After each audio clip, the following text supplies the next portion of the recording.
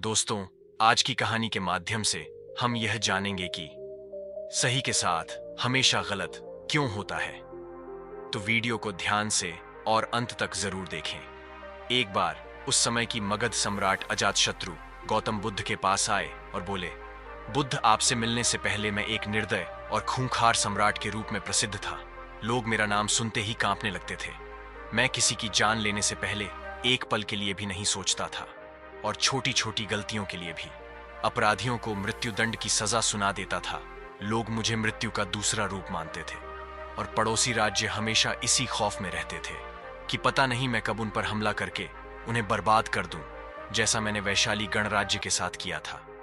कोई भी राज्य मेरे खिलाफ षड्यंत्र रचने या मगध पर हमला करने के बारे में सोच भी नहीं सकता था। लेकिन मैं जब से आपकी शरण में आया हूं और आपके अहिंसा के विचारों को जीवन में अपनाया है, तब से लोगों के बीच मेरा डर बिल्कुल ही खत्म हो गया है और मेरे राज्य में अपराधियों की संख्या बढ़ गई है। रोज नृत्य नए अपराध होते हैं। मेरे सेनापति और मंत्री मेरे और मेरे परिवार के खिलाफ षड्यंत्र रचते हैं। पड़ोसी राज्य मगध साम्राज्य की सीमाओं की जमीन पर कब्जा करने की कोशिश करते हैं और मगध के व्यापारियों के व्यापार में बाधा उत्पन्न करते हैं। सम्राट अजातशत्रु ने आगे कहा, बुद्धि, मैं आपके अहिंसा के विचारों को समझता हूं, लेकिन मेरे मन में एक प्रश्न है। बुद्ध ने कहा, निसंकोच कहो। अजातशत्रु ने कहा, एक राजा का कर्तव्य है कि वह अन्याय के खिलाफ युद्ध करे, अपने राज्य के नियमों का प्रजा शक्ति से पालन करवाए, लेकिन इसमें अहिंसा होगी, लोगों को दुख दर्द होगा, खून बहेगा। तो क्या एक अपराधी को दंड देना अनुचित है? क्या अपने राज्य के लिए, अपनी संपत्ति के लिए, अपने परिवार की सुरक्षा युद्ध करना गलत है? बुद्ध ने कहा, आजाद शत्रु, इस प्रश्न का उत्तर देने से पहले मैं तुम्हें एक कहानी सुनना चाहता हूं। एक बार की बात है, एक गांव में एक बहुत ही विषैला सर्प रहता था। उसने न जाने अब तक कितने ही लोगों को काटकर मौत के घाट उतार दिया था। वह जिस वृक्ष में रहता था, लोग उस वृक्ष के पास से गुजरने से भी डरते थे। बच्चे उसके नीचे खेलने के बारे में सोते भी नहीं थे। फिर एक दिन उसी रास्ते से एक भिक्षु गुजर रहे थे और आराम करने के लिए इस वृक्ष के नीचे बैठ गए। सर्प भिक्षु को बैठा देखकर उसे काटने के लिए नीचे आया, लेकिन सर्प को आता देख भिक्षु तनिक भी नहीं घबराया। वह पूरे शांत चित्त के साथ वहीं बैठा रहा। यह देखकर सर्प को बड़ा आश्चर्य हुआ। वह अपनी जीभ बाहर निकलते हुए बोला, मैं एक बहुत ही जहरीला सर्प हूं, क्या तुम्हें मौत से डर नहीं लगता? भिक्षु ने कहा, मैं जीवन और मृत्यु से ऊपर उठ चुका हूं, अब मुझे किसी भी चीज से डर नहीं लगता। भिक्षु सर्प को उपदेश दिया कि जो तुम कर रहे हो वह हिंसा है। तुम्हारे काटने से लोगों को बहुत पीड़ा होती है और कई बार तो उनकी मृत्यु भी हो जाती है। भिक्षु की बातें सुनो, सर्प के अंदर वैराग्य जागा। उसने निश्चय किया कि वह आज के बाद किसी को नुकसान नहीं पहुंचाएगा, किसी को नहीं काटेगा। सर्प अहिंसक हो गया है। सर्प ने काटना छोड़ दिया है। धीरे धीरे यह खबर पूरे गांव में फैल गई। इसके बाद लोगों ने सर्प से डरना ही छोड़ दिया। लोग उसे छेड़ते, बच्चे भी बेवजह ही उसके पूंछ में पैर रख देते, उसे पत्थर मारते, लेकिन सर्प किसी को नुकसान नहीं पहुंचता। उसने कीड़े मकोड़े को भी खाना छोड़ दिया था। रात में कुछ घास फूस खा लेता और सुबह आक्रमण का सामना करता। भूख और पीड़ा से वे बिल्कुल कमजोर हो गया था। उसका शरीर इतना घायल हो गया था कि गांव वाले उसे एक रस्सी से ज्यादा और कुछ नहीं समझते थे। फिर एक दिन वही भिक्षु दोबारा उसी रास्ते से गुजरा। उसने सर्प की ये दुर्गति देखी तो बड़ा दुखी हुआ। सर्प को औषधि लगाते हुए उसने पूछा, तुम्हारी दुर्दशा कैसे हुई? सर्प ने कहा, तुम्हारी बातें सुनने के बाद मेरे अंदर वैराग्य जागा और मैंने काटना छोड़ दिया।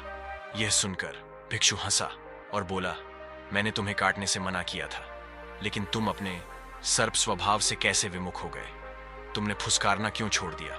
बुद्ध ने आगे कहा, किसी भी बात की अति, अहिंसा की भी अति, अगर ध्यान से देखिए तो हिंसक बन जाती है। अजातशत्रु, अपराधियों में तुम्हारा भय होना ही चाहिए और उन्हें उनके अपराध की सजा भी मिलनी चाहिए, परंतु ध्यान रहे, न्याय करने वाला अपनी निजी शत्रुता के कारण किसी को दंड न दे, बल्कि अपराधी को उसके अपराध और दुष्कर्मों को सजा ही मिलनी चाहिए। यदि क्रोध, लोभ और ईर्ष्या बीच में आ जाएगी तो न्याय न हो पाएगा। बुराई को भलाई से जीतो। यदि बुराई भलाई पर हावी होने लगे तो मनुष्यता का नाश होगा। यदि बुराई को हटाने के लिए युद्ध भी करना पड़े तो वह भी करो, लेकिन कभी भी उस युद्ध के कारण तुम स्वयं न बनो। आजाद शत्रु ने बुद्ध के सामने हाथ जोड़ ली और कहा, बुद्ध, आपकी इन बातों ने मेरे अंदर के सारे प्रश्न, सारी उथल पुथल को शांत कर दिया है। धन्य हुए भाग्य मेरी जो आप मेरे जीवन में पधारे।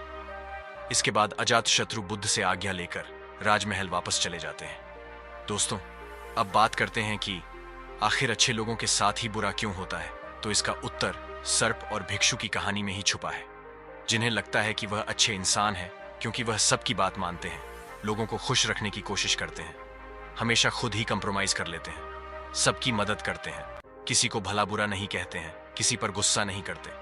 तो असल में ऐसे लोग अच्छे नहीं बल्कि कमजोर और बुज़दिल होते हैं, क्योंकि ऐसे लोग सच के साथ खड़े रहने से डरते हैं। वह लोगों की नजरों में अच्छा बनने और लोगों से अपनी तारीफ सुनने की कोशिश में गलत होता देखते हुए भी चुप रहते हैं, क्योंकि उन्हें इस बात का डर रहता है कि अगर मैं उसके खिलाफ बोल दिया तो उसे मेरे संबंध खराब हो जाएंगे, मैं उसकी नजरों में एक अच्छा इंसान नहीं रह जाऊंगा।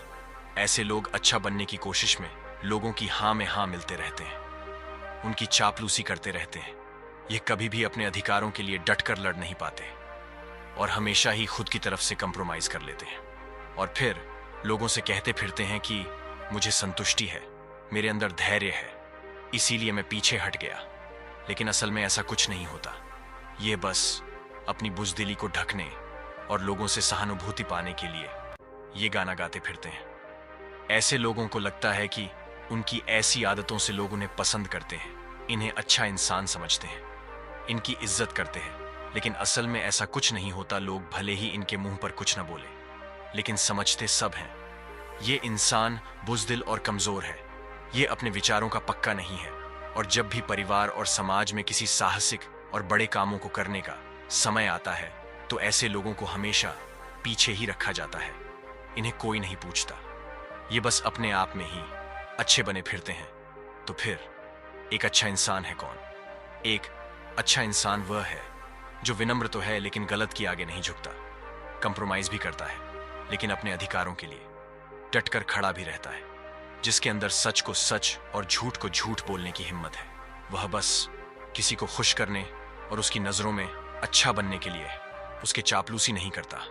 उसे इस बात से फर्क नहीं पड़ता कि लोग उसे अच्छा कहेंगे कि खराब, उसे किसी की राय से फर्क नहीं पड़ता, क्योंकि वह जानता है कि वह कौन है।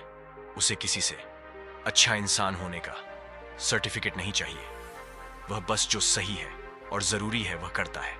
श्रीमद् भगवद गीता में भगवान श्री कृष्ण ने अर्जुन से कहा था कि जब तक संभव हो सके तो माफ कर दो, लेकिन अगर सामने वाला फिर भी न माने और तुम्हारे धैर्य को तुम्हारी कमजोरी समझ ले, फिर तुम्हें उससे लड़ने से भी पीछे नहीं हटाना है। कहने का अर्थ यह है कि किसी के साथ अच्छा या बुरा नहीं होता, बस हर इंसान को उसके द्वारा किए गए कार्यों का परिणाम मिलता है। जो अच्छा होने का दिखावा करता है उसे उसकी चापलूसी, गलत के खिलाफ न खड़े होने, अपने अधिकारों के लिए न लड़ने, मेहनत न करने, आसानी से हार मान लेने और सबको खुश करने की कोशिश करने जैसे कार्यों का ही परिणाम मिलता है। और जो स्पष्टवादी है, मेहनती है, जिसमें रिस्क लेने की हिम्मत है, जो खुद में भरोसा करता है, उसे उसके कर्मों का परिणाम मिलता है। और यह जरूरी नहीं कि किसी कार्य को करना ही कर्म है, मनुष्य के विचार भी उसके कर्म है, क्योंकि विचार ही हैं जो अंततः कर्मों में परिवर्तित हो जाते हैं। तो यह जो विचार रूपी कर्म जो हमें दिखाते नहीं, हमें इनका भी फल को भोगना पड़ता है। ज्यादातर लोग जो इस बात की शिकायत करते रहते हैं कि मैं तो किसी के साथ गलत नहीं किया, फिर मेरे साथ गलत क्यों हो रहा है, तो उनके साथ गलत होने का कारण यह विचार रूपी कर्म ही है, जो बाहर से दिखते नहीं है लेकिन हमने अपने विचारों में की होते हैं। इसीलिए इंसान को सिर्फ बाहर से ही नहीं बल्कि अंदर से अपने विचारों से भी अच्छा होना जरूरी है। और जो ऐसा है वह कभी भी अपने भाग्य को नहीं कोसता कि मेरे साथ ही बुरा क्यों हो रहा है, बल्कि वह अपने हर परिस्थिति की जिम्मेदारी खुद लेता है। दोस्तों, उम्मीद है कि आपको ये वीडियो पसंद आई होगी। ऐसी ही और जीवन बदल देने वाली वीडियो देखने के लिए हमारे चैनल को सब्सक्राइब जरूर करें। धन्यवाद।